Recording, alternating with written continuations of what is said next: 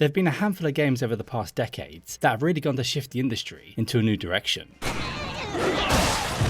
Be it for the better, or sometimes the worse. Pong helped breathe life into the idea of interactive entertainment on the home screen. E.T. is weirdly credited with almost bringing an end to that, even though there were plenty of other cash grab slop games around that time period.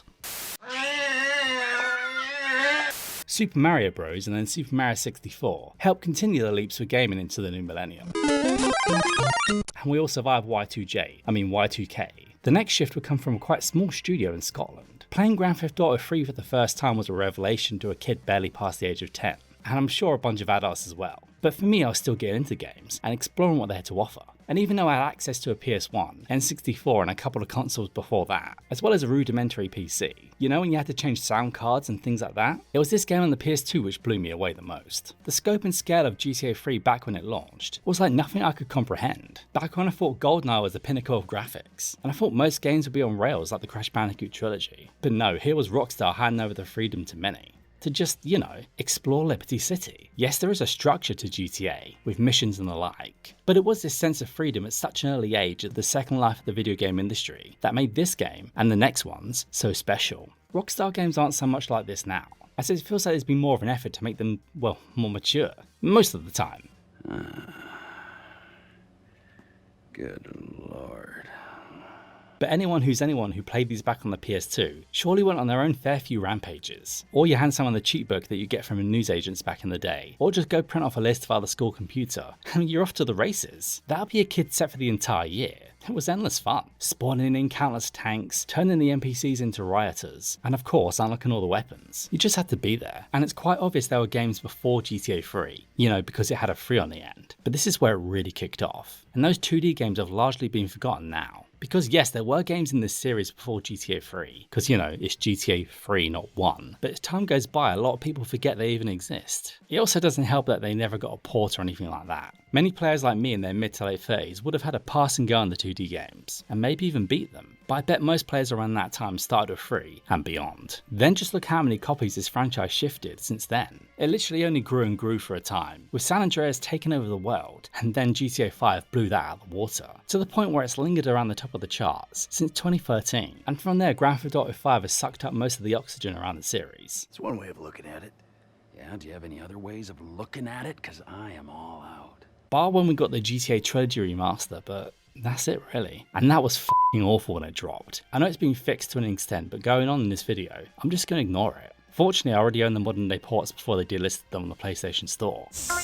But even though GTA 3 was a real game changer, the series didn't set the world on fire overnight. And after the launch of the second game, the studio founder Dave Jones was out, as Rockstar was about to take full control of DMA Design. Dave had gone to start a new studio, Real Time Worlds, of Crackdown fame. And after that they would only ever make one other game and that's it. So back at Rockstar North, in stepped Leslie Benzies, who would later become known as the Benz. He along with Sam and Dan Houser, the House brothers, were going to spearhead GTA into what would become today. A literal juggernaut on one of the 5 games you could see being around to the very end of the video game industry. So with a new team assembled and a new engine to work with, the Renderware engine, as well as the story having more of a direction this time, this was the secret sauce that Grand Theft Auto needed to take the next step. I'd go myself, but the old sciatica's playing up. So, good luck. Rather than just a chaos simulator with, a couple of missions sprinkled in. Though it wouldn't be all smooth sailing as the launch approached, with other games showing off better at the time, making it feel like GTA 3 wasn't going to be a smash hit. Because if you look at GTA 3 and Metal Gear Solid 2 side by side, well, one clearly looks better. But it was getting GTA 3 into the players' hands that made all the difference. The right around when these games were going to launch, the 9/11 attacks on the World Trade Center took place, which caused some last minute changes. Konami had to make last minute tweaks to Metal Gear Solid 2, but the devs over at DMA Design had a lot more work on their hands. Because even though Liberty City is a fictional city, it's basically New York. It's not like Metal Gear Solid 2 being set on Big Shell. You can sort of put New York into the background for most of it, but it's really hard to separate New York from Liberty City. So the devs had to change the skyline and make tweaks to all the emergency vehicles, and this was all very last minute. And then the planes over at the airport were subsequently made invulnerable, which is probably the best thing to do. But despite the September 11th attacks, GTA 3 would come out the next month, in October. So as I've done in the past, I'm going to take a look back at this game in a pseudo-retrospective type way, recounting what it's like to get the platinum, and well, spoilers, towards the end, it can be a bit of a slog, and there are so many instances where you can just miss out on this altogether. Anyway, I'm Benroy, and if you want to help me out, throw me a like and maybe a sub, and join me as I take a deep dive into the game that started it all. Kind of. Grand Theft Auto 3.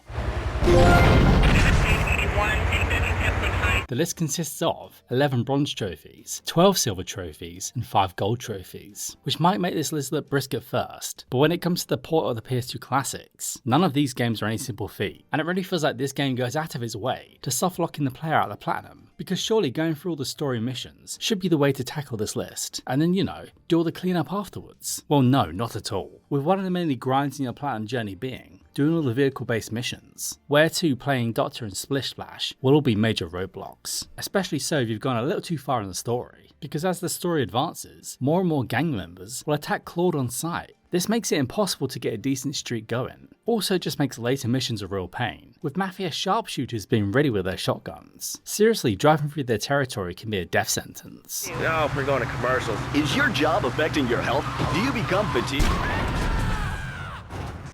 This meaning getting to paramedic level 12 or putting out 20 fires of a single fire truck is going to be a real hassle, so nipping this one in the bud before going to the second island will be the smartest course of action. You call that driving? And this isn't just because of all the aggro gang members, because keeping these missions locked to one island makes it so much more simpler, because once you've unlocked all 3, these missions might take you across the whole map. So it's just unnecessary to leave it till last. So yeah, getting out of the way early is a real time saver. From here the trophies get a little less frustrating, and mostly less missable. Mostly. So the player can continue Claude's journey to the top of the criminal underworld. Though saying that, there are a couple of spectres along the way which need to be kept in mind. The "is that all you've got" trophy for getting 100% completion, because yeah, that's missable too, with some missions being locked out if you progress too far down another path, which I'd normally chastise a game for doing something like this, but it really makes sense here, especially when you kill the person that might give you the quest later on, or they're just now a sworn enemy of Claude. You never saw Tony Soprano or Heisenberg getting back into bed with their enemies, did you? And yeah, it's a bit lame the game doesn't warn you about this, but this is an up-res port of the original PS2 game after all. And as I mentioned in past videos, you're just best off checking a guide before going for the platinum. Of course avoid spoilers and don't just play games for the trophies, but just make sure you don't hit those roadblocks. So in Portland, before completing Salvatore's last mission, make sure you complete all other story missions, otherwise they become unavailable. In Staunton Island, complete all story missions before Donald Love's Wipeout mission. And in Shoreside Vale, play and beat Two-Face Tanner before Grand Theft Auto from Donald Love. Sorry about that, but that's sometimes the way in business.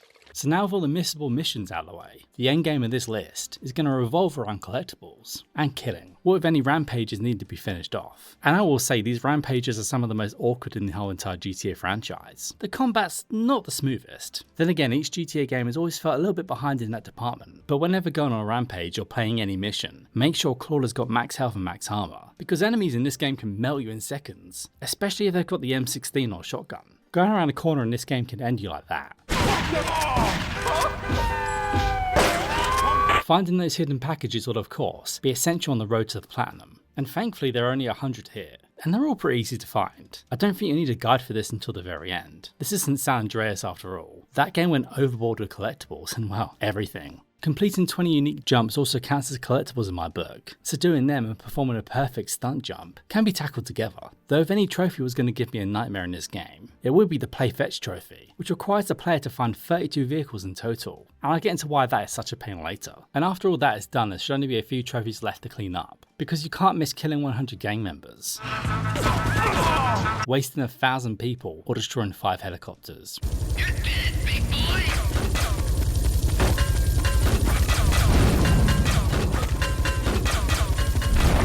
There's also some remote control car missions, but they aren't anywhere near as notorious as the RC missions in the next 2 games. And by now Claude should have well over $1 million in his bank account to pop the dirty money trophy. This should all lead to the 100% completion trophy popping, as long as nothing is being missed in terms of missions. But of course, One more thing! or 2 in my case, because getting a criminal rating of 2,500 and then 5,000 are on their own separate meter, so it took me a little extra work to pop the Like a Boss trophy, for getting that 5,000 rating.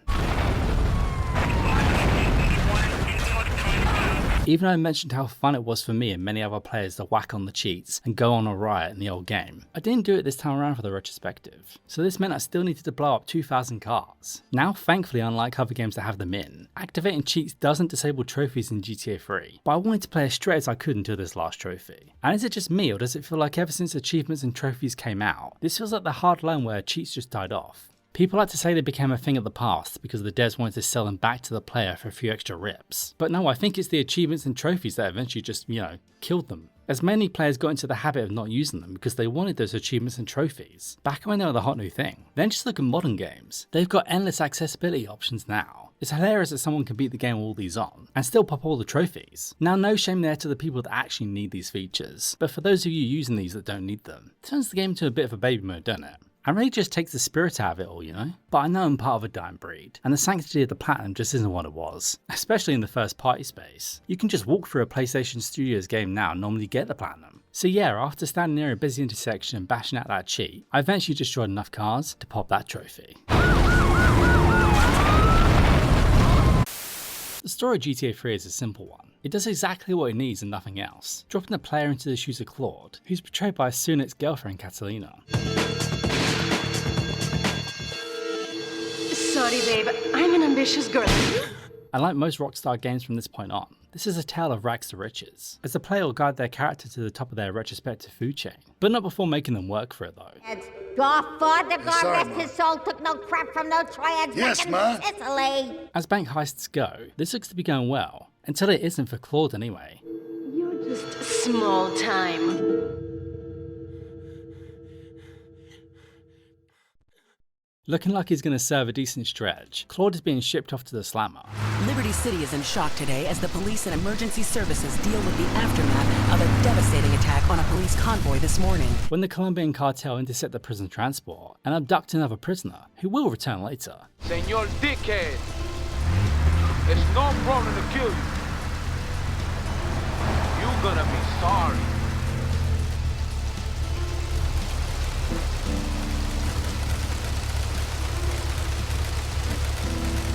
Aye, get lost. From here, 8-Ball and Claude make a break for it, and thanks to 8-Ball's situation, it's going to be up to Claude to drive. Here I always found this section not misleading, but wanting more. I always thought Claude and 8-Ball would go on to be a bit of a team, but they don't. Bar a few missions, these two never really interact ever again. Apart from a pretty notorious one, but I'll get to that. The 8-Ball is a key first step in the story, as he introduces Claude to the Mafia, to really get the ball rolling. Wait here, man, while I go in and talk to Luigi. Though if it isn't obvious already, Claude doesn't speak. In fact, he's a mute. Never do we ever hear him speak, not even when he shows up in San Andreas for a brief mission. This won't become commonplace as the games go on, as for a while Rockstar went to cast as many names as they could, well during the PS2 trilogy anyway, because by the time of San Andreas they could literally get whoever they wanted. And I'll mention a notable casting here and there as the game goes on, but I'm not going to mention everyone. Okay, let's do this then. After gaining the trust of the Mafia, all seems to be running smoothly for Claude. He's now set to be a made man, when turns out he might have been better off in prison. After crippling the Triad's operation in Portland, things look bright for him. That is until Maria warns him he's being set up.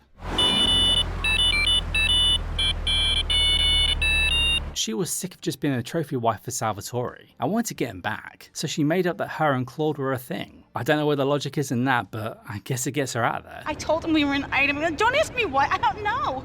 Look, you're a marked man on the Mafia turf, and I've got to get out of here too. I've seen too much killing. She's also played by Debbie Mazar, who got her start in Goodfellas. And this is going to be the key here, for this game and the next two. Because if you showed up in a crime film or series, well, Rockstar would love to cast you. So not wanting to sleep with the fishes, it isn't long before Claude finds himself on a boat to the next island, with Maria and new character, Oscar. And this just happens to be a handy way into the Yakuza. For now anyway. Come back here to my condo when you're ready, and you and me can have a little chat. And so far, this is all the good stuff. The Mafia missions really felt like a first tier, as a bunch of them was just picking up people and dropping them off. Hi, I'm Bethany. And I'll dive into each one soon, but the Yakuza missions and beyond feel like a real step up. Asuka is probably one of the highlights of the game as well, in terms of character and bosses anyway. She's really tongue-in-cheek and is always a gag to one of her scenes. Maria's all tied up at the moment, but I'll tell her you called. Who's that, Asuka? You know, I know I've been a naughty girl, but I really need to pee, okay? And this was just the start of Rockstar flexing their writing abilities, which really shows this is the genesis of modern day GTA. Asuka just has a different edge to her, and she always gets a chuckle out of me, whilst Maria's just around normally doing her thing. Staunton Island is where the story really starts to get tangled, because killing Salvatore really opens up the criminal underworld for Claude. But rest in peace to the Don, and he's played by Frank Vincent of Goodfellas and Sopranos fame. Claude proves to be the ultimate opportunist though, because at the same time he's running jobs for the Yakuza, both brother and sister, he'll be working for Ray the corrupt cop, and business mogul Donald Love. People will read something into anything these days. And each of these are larger than life pastiches of the real thing, or classic movies we've come to love, which for a while was the Grand Theft Auto way of things, before it got a little bit more serious with GTA 4. Ray is always strung up and hiding in the public toilets. I know what you're thinking. Another bent cop.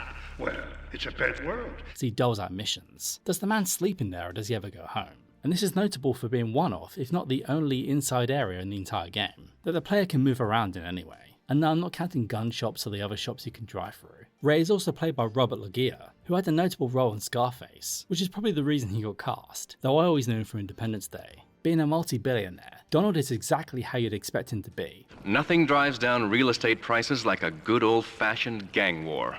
Apart from an outbreak of plague, but that might be going too far in this case. Vapid, selfish, and even pays Claude off to kill Kenji. That and he'll send Claude on a bunch of important missions that turn out just to be errands, or total decoys. And killing Kenji only accelerates the gang war between the Yakuza and the Colombians. Though Donald Love does have one redeeming aspect to him, that being he's played by the legend himself, Kyle MacLachlan, from Twin Peaks and just a bunch of other great works, but mostly Twin Peaks.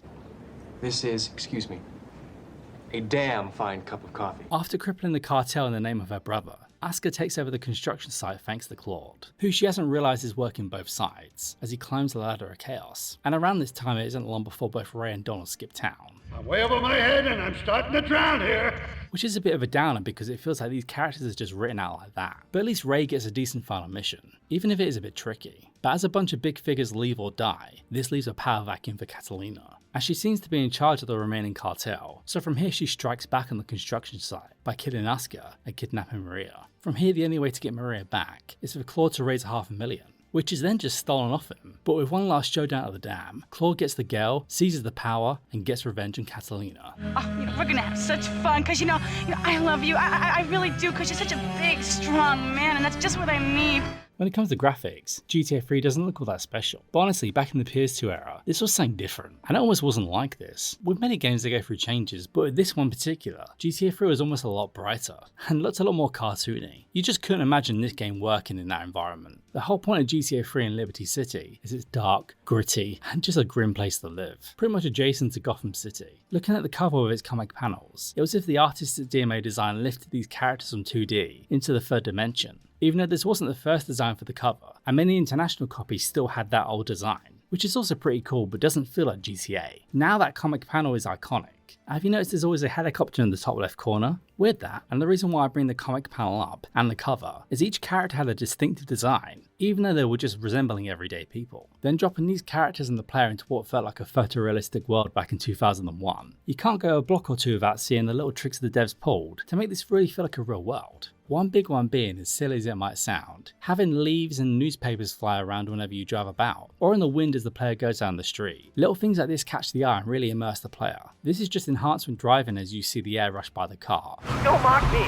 My taxes pay your salary, you pansy. Or then when it's raining, this really pulls you into Liberty City. The changing of weather and the day-night cycle does a lot of heavy lifting for GTA 3, which is 20 plus years old now. With rain being a real mood setter, like with any scene, rain just makes everything better and more cool. It's a scientific fact. Even in the daytime, the city doesn't really feel safe. And at night, it feels dingy and dangerous, as the denizens walk around the sidewalks to wherever they're going. And you should really just walk around Liberty City sometimes, because a bunch of these NPCs are real characters. I love a bunch of the one-liners these guys would just spout out. Yeah, on the 420. Well, that's if you can walk around this street before gang members spawn about trying to kill you. And the winner by the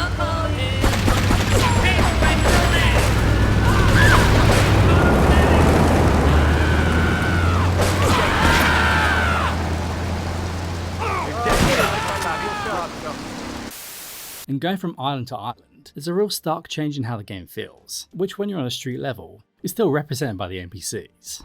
Yep, I've been drinking again. Because you do get some that spawn everywhere, but when you're in the shopping district, a bunch of them are going to be shopping. And you know, they're going to be holding shopping bags. But down in the docks or business districts, a bunch of the NPCs are going to be working men, dressed in their coveralls as they try and get to work or do whatever they're doing. And in certain sections of the city, this is going to hold certain gang members that you don't see anywhere else. I'd love to know the hard line that some of these NPCs are locked to, but that involves going to the code and being a hacker or smart, or something like that. Portland is the darkest of all the islands in the big city, with it having the red light district, the docks, and a bunch of low rent accommodation. And in between all that, it's got Chinatown nestled in there for good measure. You could say this is where all the commuters live as they go to the main island, but just walking around a bunch of the streets, it seems like if you go here, you get stuck here, with the red light district being home to a bunch of pimps and prostitutes.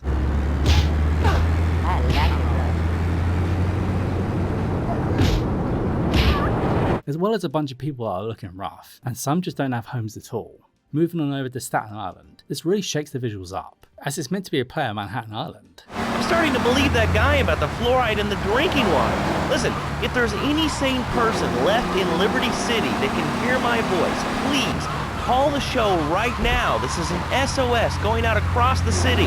Now everything's so much taller, brighter, and open. There's even a massive park nestled in the middle, which feels bigger than Portland altogether. It has bright lights and designer shops that you'd see on the island of Manhattan, and also big cathedral-like buildings, and a casino. Just because. Shoreside Vale then almost feels like a blend of the prior two. I'm gonna get you.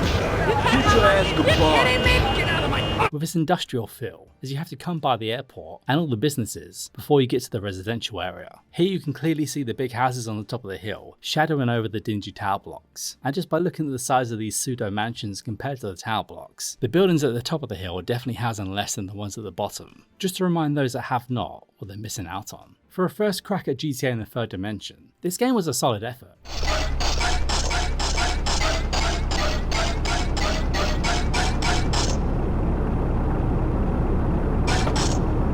But would only go on to be dwarfed by the next two games, in the now iconic PS2 trilogy.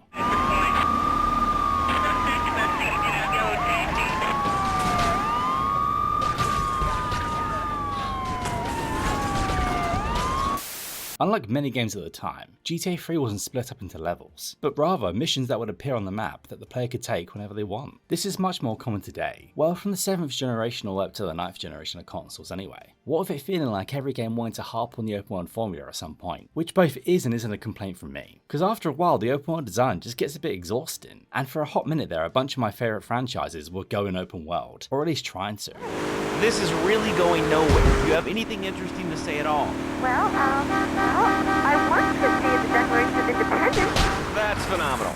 Probably one of the reasons there are so many single men in this city. Naughty Dog brought in wide linear with Uncharted 4, and then plopped it in The Last of Us Part 2 early on. Granted, both of these games did it well, but it wasn't always needed. It became a big part of Gears 5, but that franchise has had an identity crisis for a while now, and those open world sections really served as a means to get from A to B, which is really what a lot of open world games became. Even the third Metro game went open world, and it is cool to stumble across certain sections which you might not see on the first playthrough. But again, I miss that handcrafted feel of a linear game, in a sense that a bunch of open world games feel like they've been populated by AI. And I'm not going to chastise devs using AI to place grass around, because that's the kind of thing that AI should be used for. The second Evil Within game even went wide linear at some point, which shouldn't really work in a horror game, especially one that wanted to be survival horror, but it kind of did. And I really just mentioned a bunch of games that I like that did this, but so many other games went open world for no reason. And then Ubisoft just made it their brand. But I never really get open world fatigue with a Rockstar game. They're the true pioneers of the formula, and the trendsetters just by looking at the sales of GTA 5. Nice new tits, by the way. And then Red Dead Redemption 2. I had a goddamn plan! Now I will say some games have gone on to improve on this, or make it their own. Just take a look at what From Software did with Elden Ring. That game is immaculate. Hell, even Kojima's gone open world with his pass-through games, but the Phantom Pain and both Death Stranding games handle this so well. Whoa. But anyway, back to the humble beginnings of the franchise, in 3D space anyway, with GTA 3. I'm going to run down each mission as I took them, and split this section up between islands, even though some missions are going to go back and forth between those islands. Anyway, let's get started at the first island, Portland. After Claude is betrayed and sent to the slammer, he's unintentionally set free by the cartel, who were after a certain oriental gentleman. The game's words, not mine.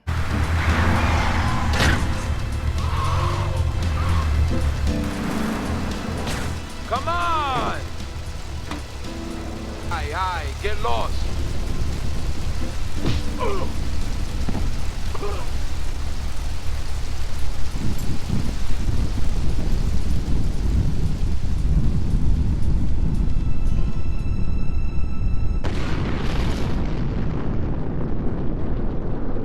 Give Me Liberty is the game's first mission, even if it's just basically a driving tutorial, disguised as, well, a mission. Conveniently, 8-Ball can't drive because his hands have been messed up, so it'll be up to the player to get to the safe house. Now I should have really tested this, but I don't know if you can fail this mission. I'm guessing you can, but then I wonder how this game would react. Would you just start back on the bridge?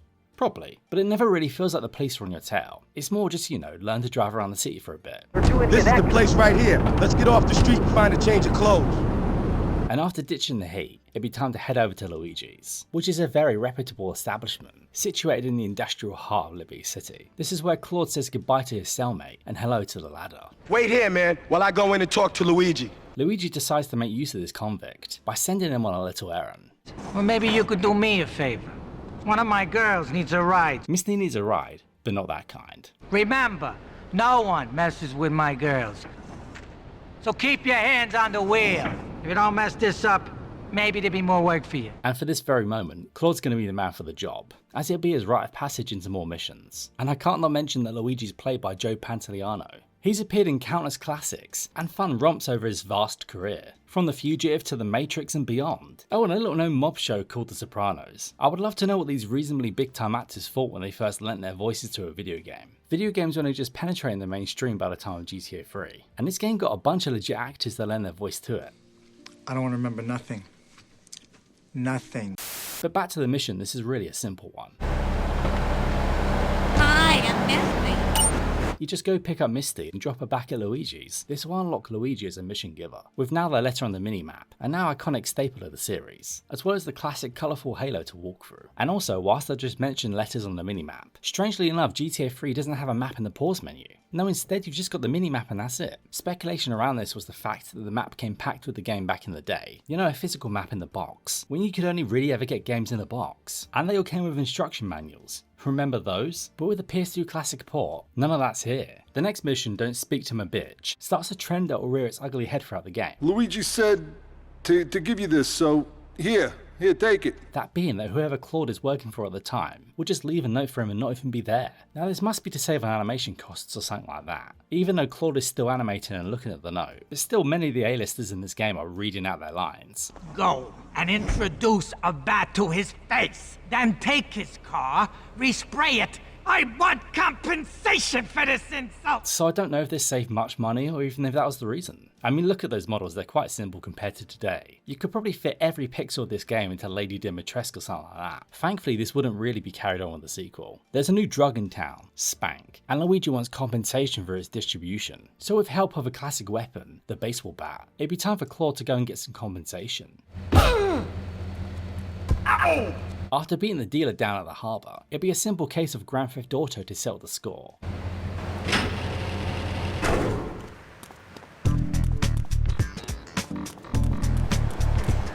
Drive Misty for me as well, the next mission, and it does exactly what it says on the tin. You pick her up and head over to Joe's. Simple. Remember, this is your foot in the door, so keep your eyes on the road and off Misty. Even with her living in Diablo territory, this is a simple A to B.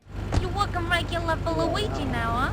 It's about time you got a driver we can trust. But it does get the ball rolling to introduce the player to a new character, so it serves a purpose. Am I gonna get to play with your big ends again? I'll be with you in a minute, Sparkplug.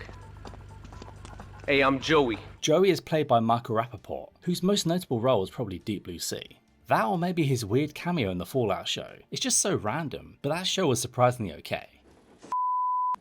Where were you? Huh? Please. Oh, and he does love a good rant online too.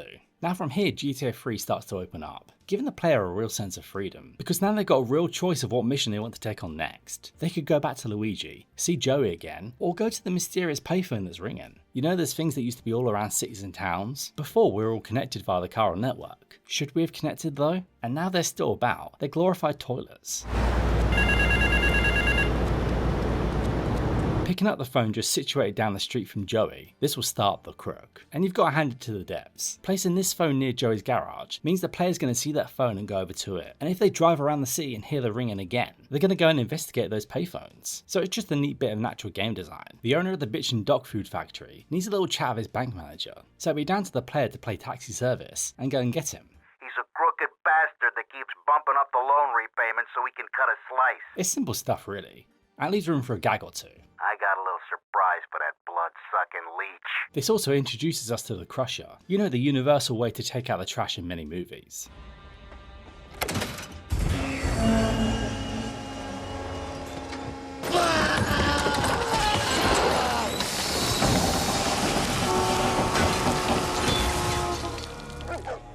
We'll clean up the mess.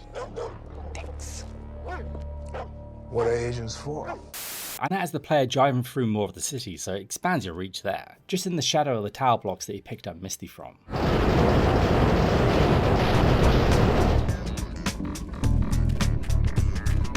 And on the way back to our main mission, I break into the car dealership next to 8-Ball to grab one of the many hidden packages, and of course the Banshee. At this point I should probably mention that GTA 3 comes with a wide array of radio stations, something that every game from here would go on to expand on. But even for the first entry in the 3D era, the variety was very impressive. You're listening to Chatterbox, where your opinion matters, or at least we say that. Let's go over here to line 4. Hello, caller, what's your name? Now the 2D games did have radio stations in them, but they were much more rudimentary than what we got in GTA 3. For me, Laszlo was most memorable in this game, and of course Pogo the monkey. Here you go, Pogo. Have a big watch. Rescue a cat out of that tree with your banana cannon, Pogo. Here you go, Pogo. Have a fast car. And help Pogo to his final mission, to storm the White House with his friends and become President of the United States. Pogo the monkey is the game kids are sure to stare at for hours. Even though there's a fairly decent soundtrack in this game, back in the day I found myself listening to Chatbox FM the most. And because, you know, copyright's a thing on the internet, that's what I listened to this time around. And just listening to the chat radio all these years later, the writing is still on point. My name's Jerry, and I'm a first-time caller. And I just wanted to say, hey, Laszlo, you're real tough on Fernando back there. I'll tell you one thing, he's a miracle worker. He saved my marriage, and I married a bus of a woman. Pump Action Pimp sees Luigi get pissed at a pimp doing business on his turf. And man, have you ever heard anyone be referred to as a scuzzy bitch? Some Diablo scumbag has been pimping his scuzzy bitches in my backyard. Go and take care of things for me. This proves video games are art. Head over to Ammunition, which will always be a fucking great name for a gun shop. It'll be time to grab your first firearm in the game. The pistol is fine and all, it's just about as competent as any 9mm could be. But it really is made redundant once the Uzi comes into play, because the Uzi is just better than it in every way. You can move and shoot with it like the pistol, but it's got a much higher fire rate, and you can shoot out of cars, which is just one of the most handy mechanics in this game, and for the most part I rely on the Uzi a lot. Running down the pimp, thankfully this guy doesn't have a hoe train with him. And he doesn't play silly buggers either, meaning that he doesn't just drive around endlessly until his car gets set on fire, though he almost does me in with his shotgun, which is a real monster in this game. It deals so much damage, but it does have its downsides. You can't move and shoot when you're using it, a bit like Resident Evil, and the further away you get from your target, it's going to be less and less accurate, but up close it's a real killer, and because it's a pump shotgun, the fire rate's pretty low. The furball is a simple mission based around collectibles, though they just happen to be ladies of the night, who need transporting to their next job. Now I got girls all over town walking the street. Get them to the ball, they'll make a bundle. Thankfully only 4 are needed to pass, and this is Luigi's last mission. Urge everyone listening out there on Chatterbox. The next mission, Mike's Lip's Last Lunch, is a bit more temperamental, with it playing into the day-night cycle of Grand Theft Auto. Hey, I'm bored. When you gonna drill me? In a moment, sweetheart. I got a little business to take care of. I got a little job for you, pal. Fortunately, there's a large time window to get this mission from Joey, and you never have to wait around too long, as each minute is a second in our world, so time flies by. And it's here where I realise all the cutscenes aren't baked in, with them being lit the same way it is outside. So that means this game is going to shift time of day, or weather when you go into the cutscenes, which I never noticed before, but really does feel ahead of its time. And I've probably said that a lot in this video, but this game was really ambitious, and that's a nice touch. Then sit back and watch the whole show. But hurry up, he won't be in forever. This mission essentially works just like every respray one, except the car's getting sank a little extra than a paint job. I got a place in the Hamptons.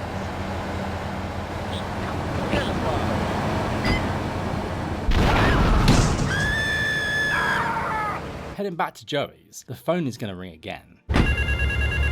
The thieves is just like the last mission though, but at least each of them have an interesting setup thus far. The thieving bastards are threatening to tell the insurance company if I don't give them a cut. Can Can you believe it? Giving someone a lift and then taking them to become dog food makes a change from sleeping with the fishes, I guess. Now get the shampoo.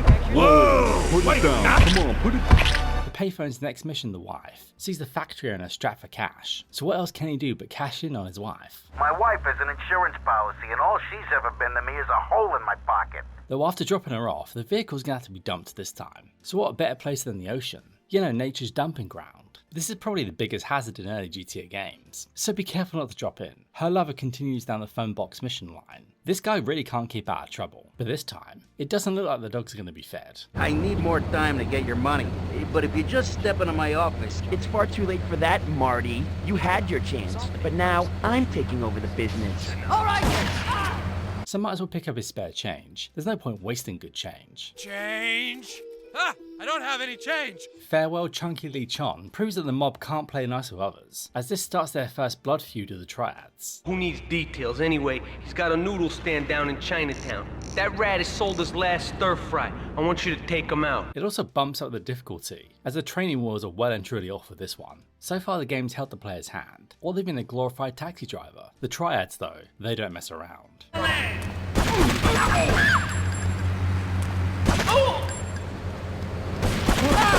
After dealing with the muscle, old Chunky isn't about to pull over and get whacked either, so GTA becomes Destruction Derby until his car gets too banged up. And after finishing this mission, it's around this time that the first area of this game becomes hostile, because once you mess with the triads, Chinatown becomes a no-go. A bit like if you turn the cheat for riot mode on.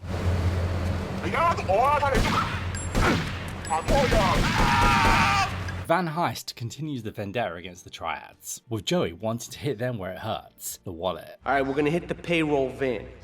It leaves the edge of Chinatown every day. Though I don't think Joey understands just how resilient the armoured trucks are in this game. At least there's a handy damage meter for this one. But it just goes to show how fragile standard cars are. I almost need 3 whole cars to take this slug of a vehicle down. Oh, and when you try to run down this criminally owned vehicle, the police come to aid the triads, just to add another layer of chaos into this already clusterfuck of a mission. Ray, my personal organizer. 2 days later, I was diagnosed with a Though it is always funny to see the police leave after the mission ends. Cipriani's chauffeur introduces a new player into the fold, with Tony Cipriani. Yeah, I'm Tony Cipriani. Who would not only go on to be a playable character in Liberty City Stories, but he's played by the legend Michael Manson. And I did write a whole bit here about him being in Die Another Day, and how weird that movie was, but the day I wrote this, the man passed away only a few hours later. So I'll just say Michael Manson's a legend, and if you've seen Reservoir Dogs you know. He was also pretty good in Hateful Eight too, and I'm pretty sure he's the main reason I played that Crime Boss game. We soon find out he's a bit of a loose cannon. You're not like he would be in Reservoir Dogs, though only his mum can control him. The God rest his soul took no crap from no triads back in Sicily. Now this came out around the same time as The Sopranos, so you can't not see the similarities with Tony Soprano here. Beating this mission will finally unlock the Uzi from ammunition, and I've already gushed about that brilliant weapon, but it makes later missions so much more simple. I can see why drive-bys are a thing, but because this game came out at the turn of the millennium, Claude gets its update via a pager of all things. Now I've never used one myself, like a fax machine, but I just about remember people having these around. Only just though, they were really rare around my area. Dead Skunk in the Trunk is a simple enough mission. In fact, it's kind of a bit of a standard affair for the Mafia. Right, there's a car stuffed with a stiff at the cafe near Callahan Point. One of the Forellis thought he was a wise guy, so he got what he had coming to him. So of course the car's being watched by the Ferretti brothers. Though they aren't that hard to lose, you've also got to appreciate the added detail once the boot's been smashed off. It's almost like the devs wanted this to happen, and that's why the Ferretti brothers are there.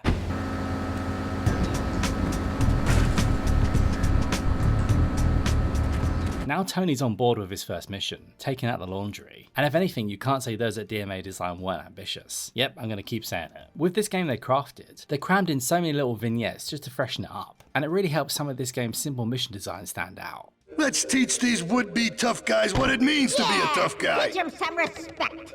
No son of mine gets to buy some triads. And Tony's mum's a nice touch too, I guess. Destroying the laundry truck seems simple enough. But I miss the fire that erupts in my engine, and, well, my truck explodes. It's not winter, when the wind blows and it's really cold. Sending Claude to the hospital. Not only does it cost money, but it strips the player of their weapons. But then again, it's much better than a game over, I guess, and a simple solution to keep moving on. Much like being busted, these have only gone on to become staples of the series. The pickup opens up with Claude reading another note, as we hear Michael Madsen deliver his lines. But as I was watching my footage back, I noticed a bit of a mistake. Nobody, I mean nobody, messes with Tony Cipriani. Here, just listen to this again. Tony Cipriani. And then this one. Tony Cipriani.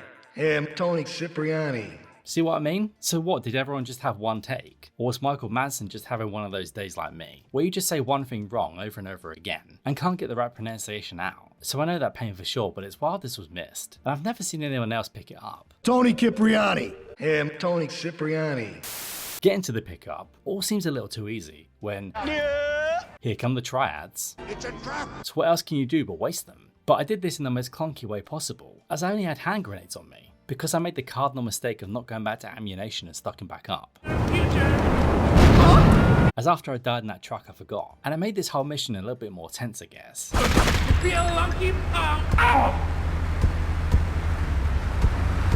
Continuing down the Tony mission line, Salvatore is called a meeting and sees Claude play chauffeur once again, but with some added class this time. Though why did Tony need to leave a note if he's just going to be there in a few minutes anyway? Does it take that long for him to get ready? After collecting a who's who of the mafia, the triads obviously try their luck, and honestly I think this limo was one bump away from blowing up. Getting to the family meeting in one piece, we finally get to meet the Don. Hey, Luigi! Oh, my girls have been missing you so long, Salvatore. You've been away too long. You tell them once this unfortunate business is taken care of, we'll all go down to the club and celebrate, okay? Who I mentioned earlier is played by Frank Vincent. I see nothing but good things for you, my boy.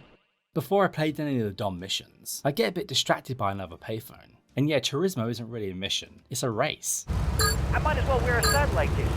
Their propaganda right to my face. This is one of the many street races in the game. And well, I've never really been fond of racing games, unless they include a car or two.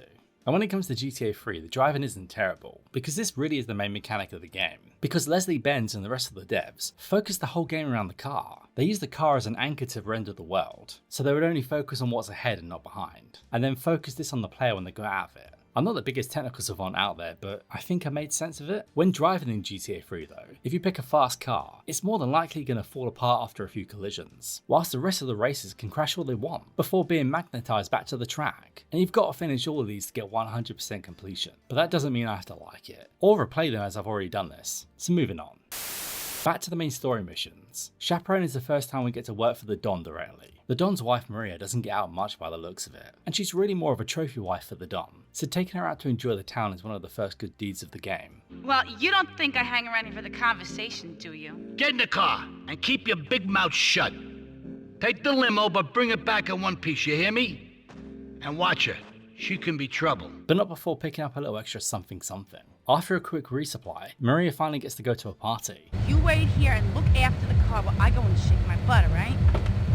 But bloody seconds later, the cops have arrived. If only they were this efficient in real life. Once you lose them, driving back with Maria is awfully quiet. And it just goes to show how much the GTA games have improved after this, because these journeys back would have conversations going on, rather than it just being a quiet void. But I guess the silence is inevitable now and then, as the main protagonist is a mute. Completing this mission, it isn't quite clear the chain of events that are about to be set off. But it turns out this mission is quite crucial in the story. You know, I enjoyed myself for the first time in a long while, and you treated me really good with respect and everything. Oh, I better go. I'll see you around, I hope. Heading back to Joey, I'm still reminded we don't have a good modern port of The Getaway. Well, legally anyway. So much potential in those games. Sure, this mission has a time limit to it, but as I picked it up in the morning, there's no real rush. Looking back on this mission, I wonder if the devs knew how essential heists would be later on in the series. But for now, we're just a simple getaway driver. 3 stars is when the law starts to mean real business, so I always grab the star on the way back to keep the chopper away. I also don't know if this was intended, but over the radio, Tony just happens to be on Chatbox FM. Yes. Why are you calling in today? Because I need some advice. Shrink shit. If you swear again, we're gonna have to cut you off. This is a family show. Triads and Tribulations, nice name there, sees Tony leave another note for Claude. We're at war. The Triads have a fish factory as a front. Most of their business goes down at the fish market in Chinatown. This time we'll be going to the heart of the operation, as a truck is going to be needed to slip past enemy lines. And at this point it feels like the game's dragging its feet just a bit, as we're going to be back here with the next mission anyway, to settle the war for good. Blowfish sees the return of Abel. Well, kind of. 8-Ball's rigged a dust cart with a bomb. It's on a timer, so if you mess up, there'll be no evidence. As the damage meter comes into play once again, though this time you've got to avoid causing damage, whilst getting to the fish factory within a time limit. You've got to imagine the devs played around with this having a chase too, but the garbage truck would never survive the journey.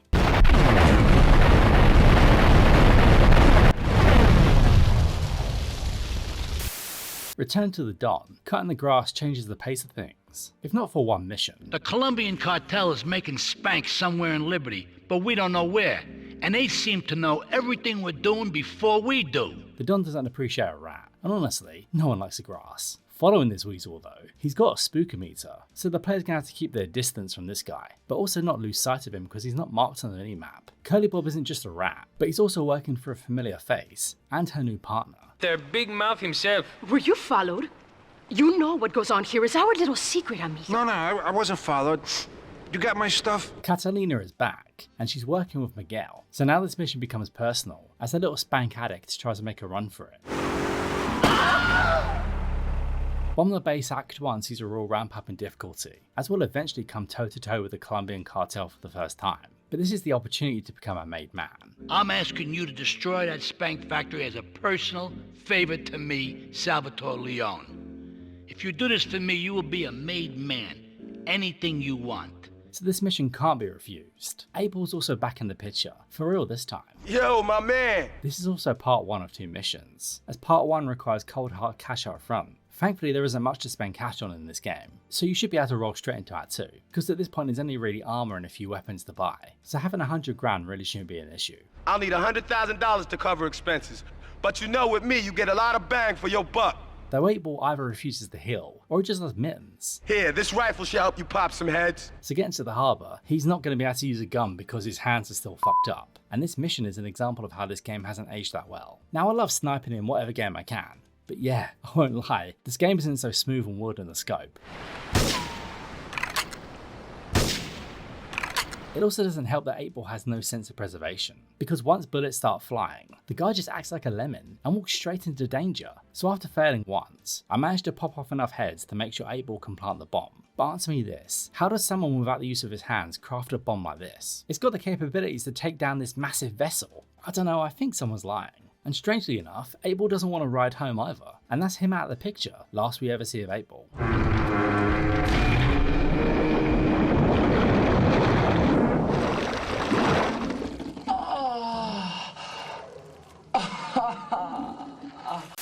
Last request should be a hint of what's to come for Claude, as he sits down with the Don. I just got one little job for you before we can all celebrate. Just before getting another car ready for the Crusher, Maria chimes in over the pager.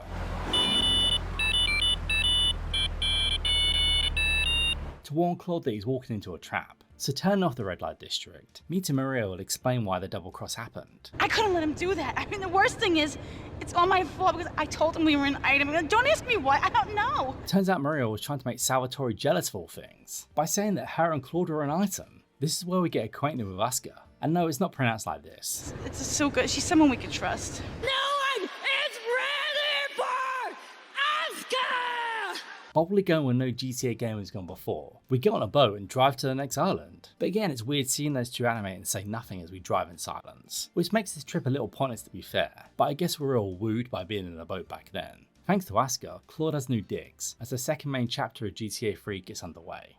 Asuka and I are gonna have to talk. Why don't you go cruise around? You'll need a place to lie low. There's a warehouse at the edge of Belleville that should suit your needs. Come back here to my condo when you're ready, and you and me can have a little chat. After waking up in the new digs, this will unlock land access to the two islands, doubling the sandbox size for the player. News just in from the traffic desk. Repairs to the Callahan Bridge have been completed. Though it does feel like bar a few missions, the game really leaves Portland behind after this. So far, GTA 3 has been very dark and gloomy to this point. Even when the sun was shining over Liberty City, things were a little bit dingy. Staunton Island attempts to mask all this though, with large open airy sections and a bunch of bright lights. This is GTA 3's attempt at Manhattan Island, where the lights never go out and people spend all their hard-earned cash. It's a tourist trap with designer shops, endless restaurants, big casinos, and its very own Central Park. This is what Liberty City wants to project outside the world, rather than what we've seen in the gritty underbelly so far. The cars are vastly different here as well. They're sleeker, they're faster, and they seem to topple over twice as much.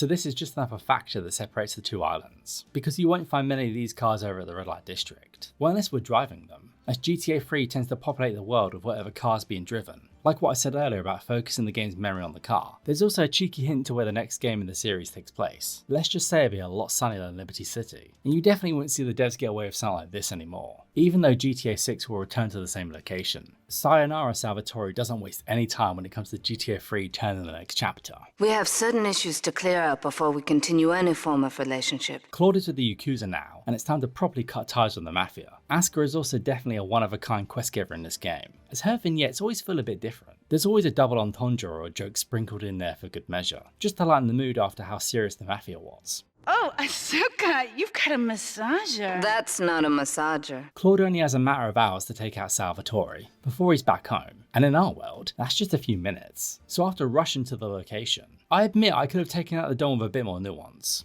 But f it, running up to him with an Uzi does the trick. So uncivilized. Under Surveillance opens up a whole new criminal underworld for Claude, as he and Kenji are introduced. You're an efficient killer. I like that in a man. Ah, this is my brother, Kenji. Asuka has a little job for you, but when you're done, drop by my casino and we can talk. This mission is also another chance to show the Mafia they can't touch Claude. That, and it's an excuse to bust out the sniper rifle, which I'm never going to complain about.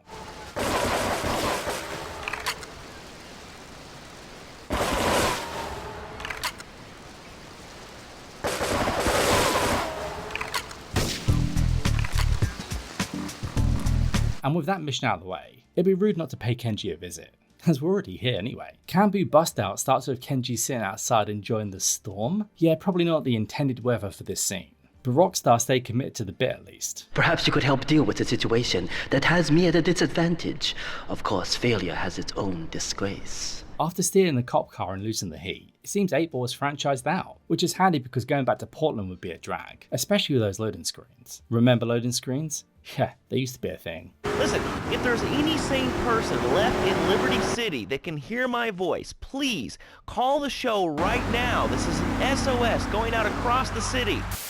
Of course, after setting the bomb off, the Yakuza guy stands there waiting for you to just hold his hand. And also, what the hell went on in that cell? This sets off another 3-star wanted level, which means police helicopters are going to be about. But like the last time this happened in the mission, there's a star right there, so it'd be rude not to. I don't think I mentioned the star system yet, so I should run down it, as it's another iconic thing within gaming. 1 will have the cops going after you, but not really too hard. 2 stars mean the cops are going to chase after the player forever. 3 stars triggers a helicopter, 4 triggers the SWAT team, and 5 the FBI. This is where the game becomes Demolition Derby, because those FBI guys just don't care. And 6 stars will trigger the army, with a bunch of trucks and tanks.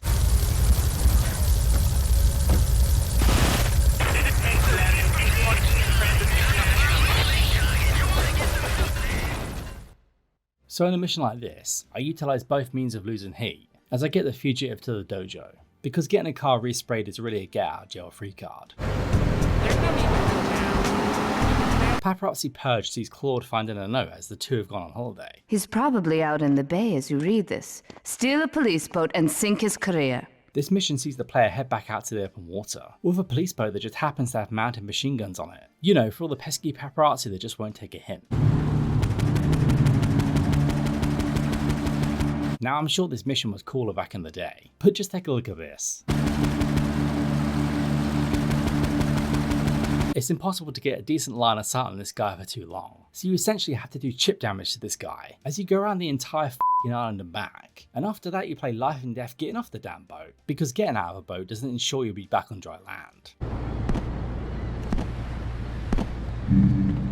Next up with Payday for Ray, we learn not to be naughty around Asuka. Maria's all tied up at the moment, but I'll tell her you called. Who's that, Asuka?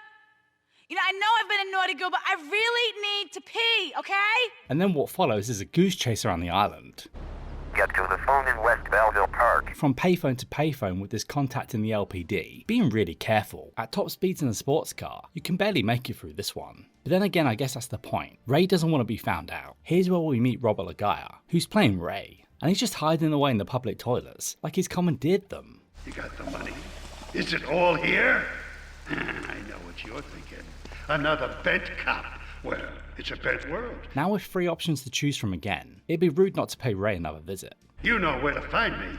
Silence the Snake sees Ray wanting us to tie up some loose ends, and to make others think twice before entering witness protection. Only thing is, this guy's not on the streets, so you're gonna have to throw a grenade through his window to get him to come out. With no real way to aim your grenade, you just gotta throw one and hope you land the shot. Just like hitting a Womp Rat back in Beggar's Canyon.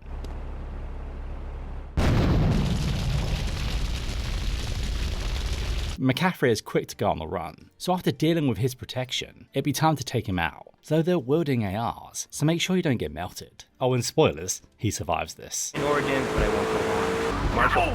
Two-Face Tanner is a classic destroy the car mission, because you know the mission giver doesn't like the guy inside. But they sprinkle a 4-star wanted level in this one, just to spice things up. Hope the girls enjoyed their shopping trip while you're doing this. Grand Theft Auto sees Claude upholding Kenji's honor, as it's time to do what the game says on the box. Yeah, steal some cars. You must obtain the cars on this list and deliver them to a garage behind the car park in Newport. And that's it really. There's a timer to work around, but it's pretty generous. You do have to keep the cars in mint condition though, but thankfully there's a pay and spray right near the garage.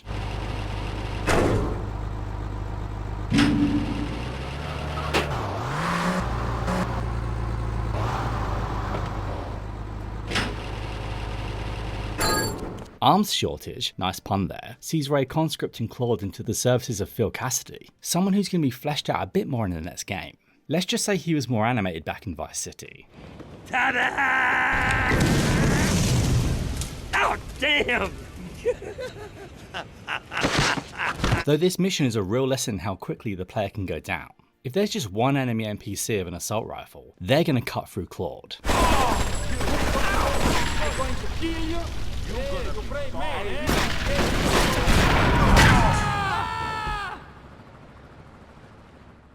It doesn't matter if it's the AK or the M16, they're going to put the player down fast, and this position is a tough spot to defend. What if the Colombians flooding through the front gate, and around the side like sneaky farts?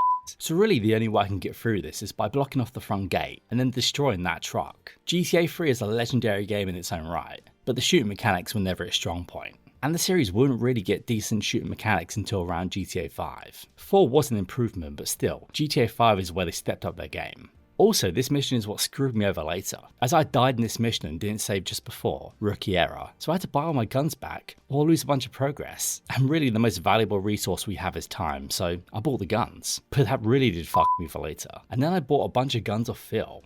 This was a mistake. Deal Stealer starts to ramp things up with the Colombians, setting them up as the final enemy gang of the game. Though Kenji's plan seems a little weak. Take one of my men, steal a Yachty car, and go pay your respects to the Colombians. Our honor demands that you leave no one alive! But this tactic is going to come around to bite him in the ass later. Because sure, Claude can steal a Yachty car and pretend to be one of them. But yeah, anyone with a decent pair of eyes would spot the difference. And you've got to love how all the Yachty cars have that wild suspension. Then in going to the ambush, my little Yakuza pal gets out the car and just starts blowing people away. So what was even the point of hiding in this car in the first place? Everyone's dead, so who's the witness? Cow pasture and 3 houses when the telephone was invented. Liar! The mission Shimmer should be standard affair in collecting protection money, but it's almost like the game remembers the Diablos are a thing. So head back to Portland, it'd be time to settle the score. It almost feels like this mission should have another twist, but it doesn't. It's now time to head to Friday nights and team up with The Rock himself for SmackDown. I wish anyway. So shut up, bitch! You. How fitting you should choose this moment to show your worthless face. It would appear your attempts to dissuade the Jamaicans from becoming bedfellows with the cartel were wholly inadequate. But now Kenji is blaming us for his shit plan. To be honest, this guy deserves what's coming to him because he's such a little bitch. Mowing down a bunch of yardies, it'd be time to say goodbye to the Yakuza. For now. Back to Ray with evidence dash. He's got an interesting plan to obtain that evidence, for someone willing to pay big for it never to reach the courts. You are going to have to ram that car and collect each little bit of evidence as it falls out. When you've got it all, leave it in the car and torch it. This mission is as video gamey as it gets. Because why do you need to ram the truck to get the evidence out? Can't you just torch the thing? Well, because the cops need to happen, that's why. And it just so happens the Banshee I was driving didn't last long after obtaining all 6 pieces of evidence.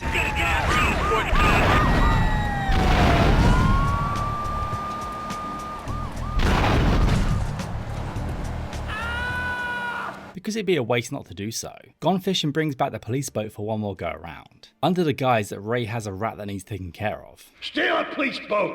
Make sure his backstabbing plans are sunk! I want him sleeping with the fishes, not eating them! Thankfully, this one isn't as agonising as the last boat mission, and somehow I even managed to run the guy over with the boat as I come ashore.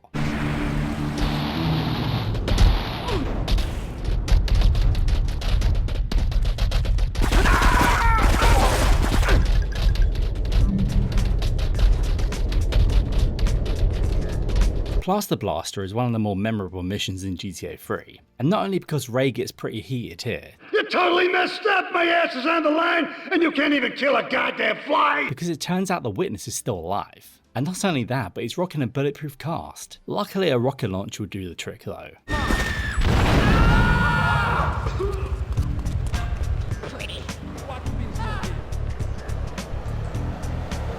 Next up, Claude is going to be moving up in the world. Well, kind of with the Mission Liberator. It's finally time to meet Donald Love in person, who I've already mentioned is played by Carl McLaughlin. Experience has taught me that a man like you can be very loyal for the right price, but groups of men get greedy.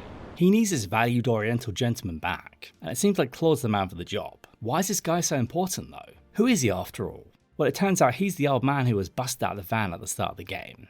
After getting a cartel cruiser, getting into the hideout is the easy part. What with these guys being armed to the teeth? And this isn't the PC port I'm playing, so I can't just strafe around and avoid the shots. So slow and steady it is. What with the recoil on the M16 being all over the place? Should've just used the AK. Opening the wrong garage can be fucking deadly too. This guy did almost 200 damage in one go. With the Oriental gentleman in tow, I'm sure Donald's gonna be happy to have him back. I've had my mouth sewn up, my hands chopped off. You name it, I've tried it. Yeah, except for exercising and eating right, Porky. Wakakishiro Wipeout shows that Claude and the player have no loyalties in Liberty City. Nothing drives down real estate prices like a good old-fashioned gang war, apart from an outbreak of plague. But that might be going too far in this case. What if Claude not even batting an eye when it's time to take out Kenji? And this goes down in a similar manner to how he stirred things up with the cartel in the first place. I want you to kill the Yakuza Wakagashira, Kenji Kassen. Maybe Claude doesn't care because Kenji was such a dick to him. I'm guessing he'd feel a little bit different with Asuka though. This mission isn't as simple as the one Kenji sent us on though. What with these guys being armed to the teeth? And also you can't get out of the car in this one, so the car's got to survive. Once Kenji's fended me, the law's gonna rear their ugly head, as Claude needs to get out of Dodge unseen. Guns aren't American. Really, more people had guns, had less shootings in this country. Alright, we're going over here to line 2. Hello, caller. You are on Chatterbox. Yeah, I'd like to say something about that. The mission One Drop in the Ocean reveals the true purpose of the Oriental Gentleman. Yeah, that's all he's there for. Unfortunately, this is yet another boat mission, and this one requires picking up packages that are dropped in the ocean. But once you get back to dry land, the FBI come out in full force. And just look at these guys, they think they're playing Destruction Derby. So it'd be a shame if these packages were a decoy or something. But really, these guys don't ever quit, so thank Christ getting back to Donald will get rid of them. Grand Theft Auto then goes on to show the true purpose of the last mission. But they were only a decoy. Sorry about that, but that's sometimes the way in business. Yeah, cheers for that, Donald. So now heading to the airport, it'll be finally time to go to the third island, Shoreside Vale, which for this game is effectively the suburbs, or New Jersey with some residential and commercial areas smushed into it. I wouldn't say this island was a complete afterthought, but it really doesn't have much to it compared to the other two. Liberty City was a church, a cow pasture, and 3 houses when the telephone was invented. Liar! You're the liar. Liar, liar, pants on fire. What are you 3 years old? Most missions from here will end up on this island in some way or another, but I think if I can remember, only one mission starts off on this island, and that's the last one. The roads are much more limited here too, with there only really being one main circuit, and a bunch of dead ends that lead nowhere. So this island is basically just the airport and the dam, with some bits in between. You just need to look at this and what Rockstar would achieve a few years later with San Andreas. It's wild how far they progressed in just a few years. What did you think of the idea of combining martial arts and organic food? I mean, it's kind of like putting ice cream on pizza. Anyway, back to the missions. It'd be rude not to nudge an unsuspecting car off the bridge whilst you're waiting for it to come down, because you gotta pass the time somehow. At the airport there'd be the only usable plane in the game. Well, if it qualifies as a plane anymore, what with the wings being clipped off? The Dodo is another example of the true scope of this game, but we wouldn't get proper flying until Vice City. Mysterious prancing German named Hans, the medieval Millennium Fair, every weekend at Liberty City Park. The hangar is also full of cartel members, but really, this is just a starter. After some expert detective work by Claude, the mission ends up at the construction site, which leads to a maze of hurt. Even after sniping a bunch of the bastards, I don't get so lucky I have to run this whole thing again. See how quickly they can take you down? That's just mad. Though even after being super careful and shooting from a distance, the fuckers almost get me again. So after a quick detour for some health and armor, that's the last gang member dealt with, thank God. It's no problem to kill you.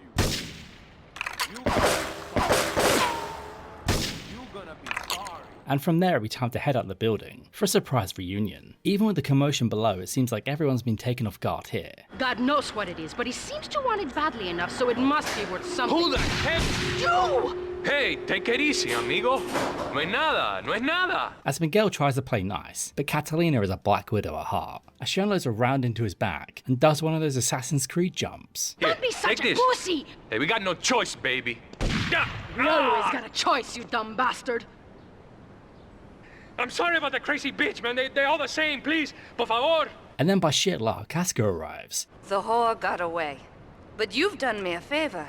You're not the only one that has a score to settle with the cartel. Who's taken the bait from Donald, believing the cartel killed Kenji, leaving Claude in the clear.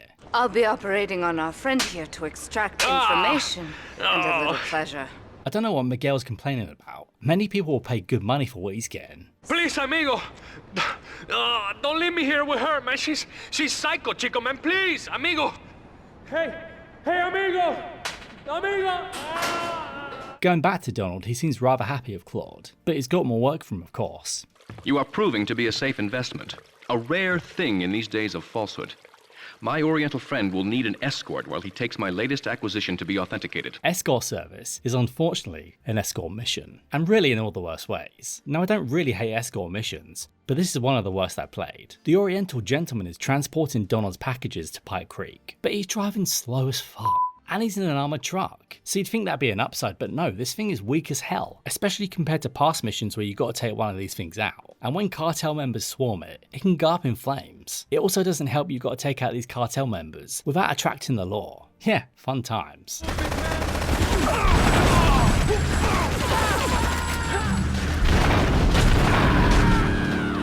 And I think this is one of those missions that require prior knowledge to beat it, because if you don't go ahead of the Oriental gentleman and take out the cartel at the airport, well, it's game over.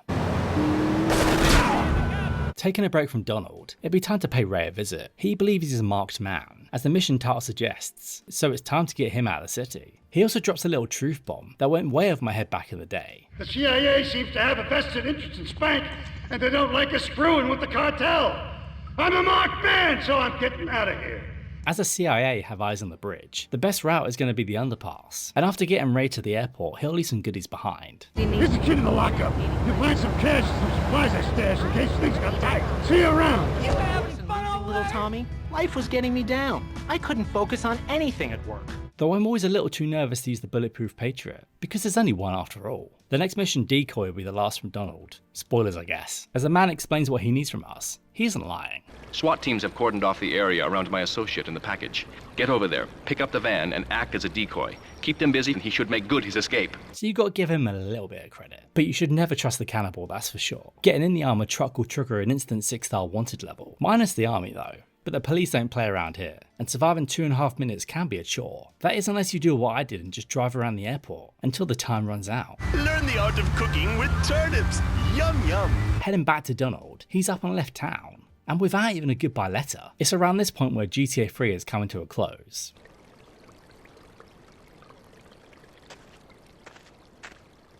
The next mission, Bait, will require Claude to join back out with the Yakuza, thanks to some little info from Miguel. She has 3 death squads dotted around Liberty, whose sole job is to hunt you down. Act as the bait and get the death squads to follow you to Pike Creek. And this mission's actually quite satisfying, as you lure back the 3 death squads to an ambush of your own. It's nice to have some real firepower on your side for once, even if it is just for a single mission.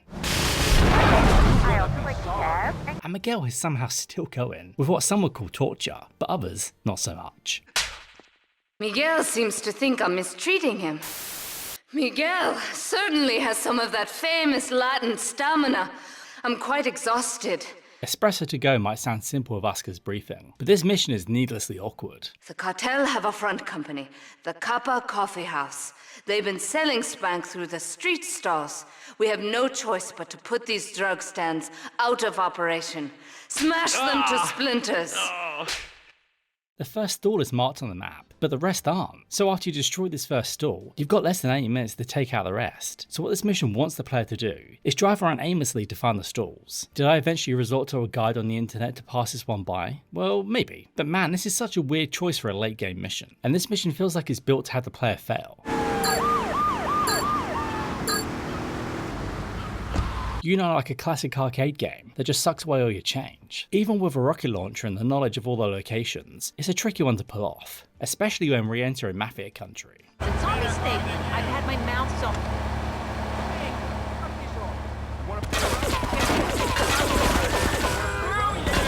so... Because yeah, this mission takes place over more than one island. And why were the Mafia allowing cartel to do business in their territory anyway? It don't make sense. Do we technic some more now or just wait for it to turn black and fall off? Give it a quick prod. Oh, what is that gooey yellow stuff? You can just imagine what Paul Miguel looks like at this point as well, with him just being off camera. And even Maria's having a go at this point. Asuka's last job sees Claude taking up a method acting role, because the man's got to become a surface-to-air missile, or SAM for short. There's a plane coming into Francis International in 2 hours' time. It is full of Catalina's poison. You can avoid airport security by getting a boat out to the runway light buoys and shooting the plane down on its approach. Collect the cargo from the debris and stash it.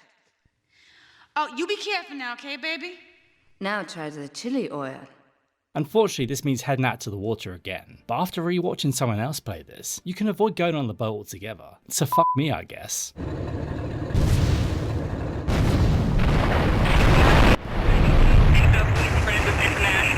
I'll just be happy to never drive another boat in this game again. And of course the mission isn't over once you get to dry land. What if the FBI are being all up Claude's arse? If you lose your wheels when they're after you, well, it's an instant death sentence. Making it back to the construction site, the game has changed. Catalina has been back while we were on a mission. Miguel's finally been put to rest, Asuka's dead, and Maria is being held captive. All that remains is a note, with a ransom price of $500,000. For most players, they can roll straight through ransom and get to the final mission. But not me, as I wasted a bunch of money on weapons. Yay! So with only $448,848, that means I had to go and earn some more cash. Well, there was a phone mission, so I thought, why not take it? Uzi money seems like an honest way to earn some scratch in Liberty City. Nines is their tags, and purple is their flag. If each day they rock their colors, it's another day the jacks look soft. I want you to show these punk-ass bitches how a real drive-by works. But no, the mission was bugged. It never spawned the nines, who come dressed in purple, just the other guys in red. Honestly, I tried to get this to work several times.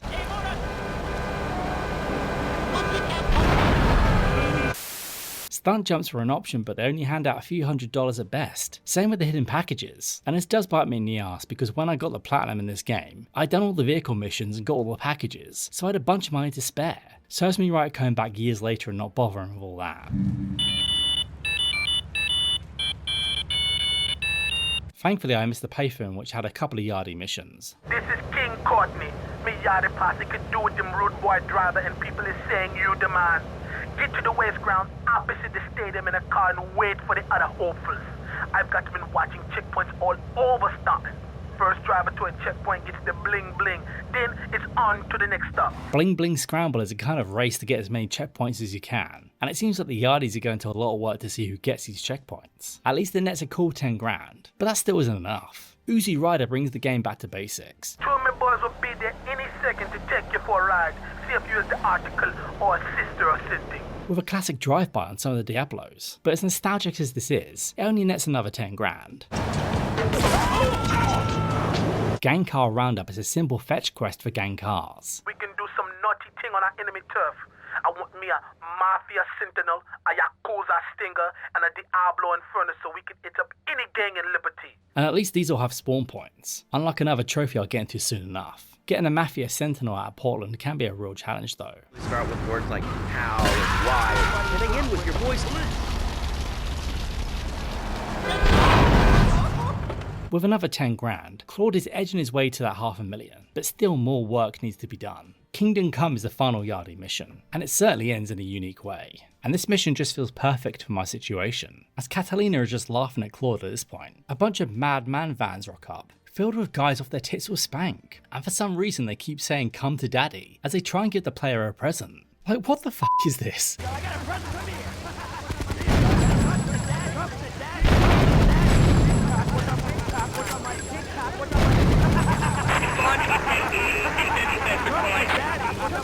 And why is it only worth 10 grand? It's funny, but bloody random. Come here! Come here! Come to daddy! Now with $488,495 in the bank, there's only one thing left to do. Try Turismo once again. And it looks like I might actually fucking win this thing. Until I go through Mafia country, and yeah, they ruined the whole thing. Making this impossible now, so I'm glad I've already 100% at this game. What with me getting all the trophies years back at this point?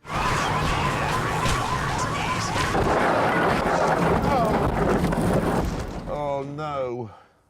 I've crashed it. I've crashed it almost immediately. I mean, literally 20 feet. $492,630 in the bank. The only way to earn real money in this city now is to become a taxi driver. With 5 fares done, thanks to the 2 grand bonus, this earns almost another 10 grand. Johnny, the 7-year-old cook, chimney sweep paralegal photocopier because his daddy's an idiot. This now brings my total to $502,556. This now gets me just over 500,000. Thank fuck that's over with. Well, I say that, but because I'm a dumb fuck, I went back to buy some armor, because you need armor in almost every mission in this game. But like an idiot, I didn't calculate how much that would be, and I also walked through the grenades. Yeah, that's 5 grand gone. So after that, I'm back to $497,709. So some stunt jumps and hidden packages later, I'm back up past $500,000, with just 160 to spare. I lost some armor on the way, but I can't do this anymore. I need to get to the last mission. The exchange is the final mission in GTA 3. And of course, Catalina isn't just going to play nice now, is she? Though I feel like Claude shouldn't have handed over all his weapons, when their leader is a bit of a psycho bitch. The real question is, did you turn up to rescue Maria or to get me back? Well, I got news for you. Shooting you will be a pleasure, but dating you was only business. You are muy pequeñito, amigo. Throw over the cash. You have been a busy boy, but you haven't learned. I'm not to be trusted. Kill the idiot! Breaking out a Matrix-style move, we at least have a pistol. The start of this mission is fucking harsh too, but I didn't do all those taxi fares for nothing. Even if it does take a few attempts to save Maria, with one of the mission fails being totally my fault. There's only 7 minutes on the clock to save Maria, but it almost takes a minute to break out the mansion grounds. From there it's a scramble to the dam, picking up any weapons the enemies drop. That and a handy random sniper rifle, just to even the odds. Avoiding the psycho in the truck, and not shooting Maria this time. Get this thing airborne! There's just one thing left to do. Shoot that bitch Catalina out of the sky. And of course, I leave it to the last shot to take her down.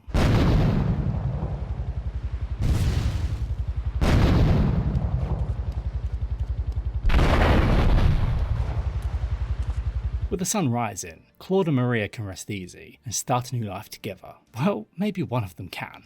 Anyway, what was I saying? I forget, but you know what it's like, don't you? The sound of explosions shook nearby homes as people ran for cover. Several citizens were injured in the panic as gunfire was exchanged between ground forces and a helicopter circling the dam. Yeah, we got a good view from down here in the gardens. When the copter finally got taken out, better than the fireworks on the 4th of July. With the death toll already over 20, police are still finding bodies.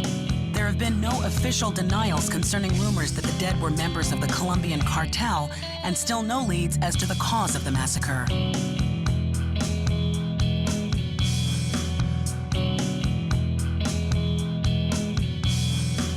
I broke a nail and my hair is ruined. I mean, can you believe it? This one cost me $50. The last segment could almost stand in for the platinum filter point, but the game never gave me this much trouble when I went for the platinum in 2021. What did was collecting all the vehicles throughout Liberty City. Now on one hand sure, I can see this being a trophy/task that should be in the game. But man, what the hell were they thinking with some of the vehicle spawns? In a sense that some vehicles don't have any spawns. Like Mr. Whoopi, this only ever shows up in one mission. Then you might never see this bastard again. Now I eventually got it to spawn again, but I was extremely lucky with this. The bus and stretch limo are two other vehicles that very rarely spawn, but at least they have a higher spawn rate than Mr. Whoopi. You can force these to spawn in the firefighter mission, but it's still pot luck. The RNG in this game really makes the play fetch trophy a real crawl.